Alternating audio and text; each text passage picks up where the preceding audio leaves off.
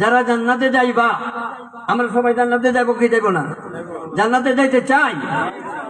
আল্লাহ তাআলা তার ফর্মুলা বর্ণনা করতেন, জান্নাতে তো যাইবা, শর্ত হইল অন্যায় গহিত গুনার কাছ থেকে তুমি নিজেকে বিরত রাখবা, আর আল্লাহর দরবারে আল্লাহর কাছে তোমাকে হাজিরি দিতে হবে।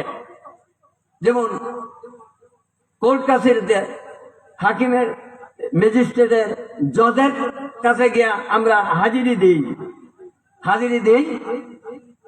অত্যন্ত বিনয়, নম্র এবং সন্তুষ্ট মনে জোর হাত করে আমরা দাঁড়ায় থাকি। আল্লাহ পাকের একটা দরবার হবে, একটা কোর্ট হবে হাসরের ময়দানে। এই দিন সকলকেই আল্লাহর কাছে যাইতে হবে।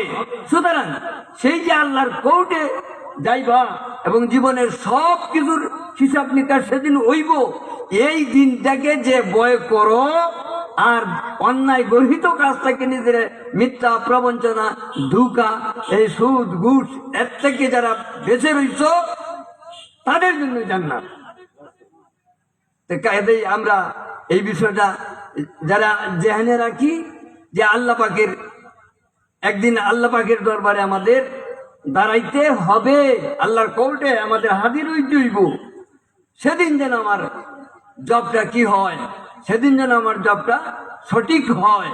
এই জন্য যারা এই কথা নিয়ে ভাব নিয়ে দুনিয়ার মধ্যে খেতে কামারে, চাকরিতে, নকরিতে, ব্যবসা বাণিজ্যে চলাফেরা সর্ব অবস্থায় যারা চলবে এবং গর্হিত কাজ থেকে নিজেকে বিরত রাখবে, তাদের জন্য জান্নাত। এই অনুসরণ বা এই অনুশীলন আমরা করি, তাহলে আল্লাহ পাক আমাদেরকে জান্নাত দিবেন। আমরা পাগল পারা হইয়া আস-সাবিকুন আস-সাবিকুন উলাইকাল মুকাররাবুন, এলাকাবাসী যারা আছেন সকলেই প্রতিযোগিতার মন নিয়ে এই মাহফিলে তাড়াতাড়ি চলে আসুন। আল্লাহ পাক বলছেন উলাইকাল মুকাররাবুন, এই মন নিয়ে যদি আসো তাহলে তারা আমার কাছে থাকবা সেই জান্নাতের নাঈম, জান্নাতে নাঈমের মধ্যে।